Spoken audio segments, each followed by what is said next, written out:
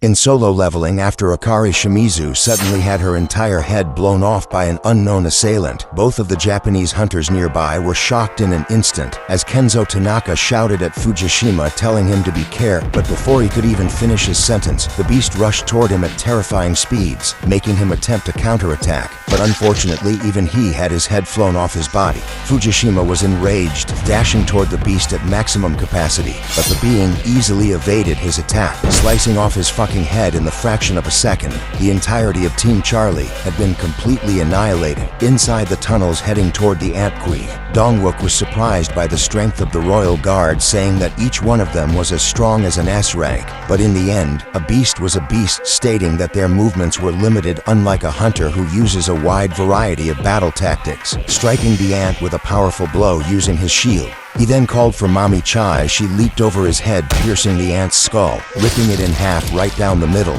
But when she landed on the floor, another royal guard awaited her, though she easily managed to overwhelm it with her quick attacks, as she then stated that their bodies were way tougher than she had originally expected. Dongwook went on to say that the royal guards were really more powerful than the regular ants, but he was glad there weren't many of them. But Byung-gu replied, telling them not to worry since he was here to back them up, making Yoonho say that he was surprised that he wasn't always a scared little bitch. He responded, telling him to speak for himself as he smashed an ant's body into the ground, asking if he had forgotten that the ants could still move around even after crushing their skulls, which is why they needed to finish them off for good. The ants they found here looked to be from an older generation, making Yoonho theorize that they were probably casted out for being from the weaker first generation, meaning a swarm of second-generation guards would be awaiting them up ahead. Byung-gu replied, saying that if that was the case, then they needed to make sure they were prepared, activating one of his spells, buffing the entire team. They felt a newfound strength coursing through their bodies, but they didn't just feel refreshed, they felt like they could win against an entire group of beasts. Seeing the swarm of monsters in front of them, Yoonho proposed that each of them should take on at least 10 of them on their own,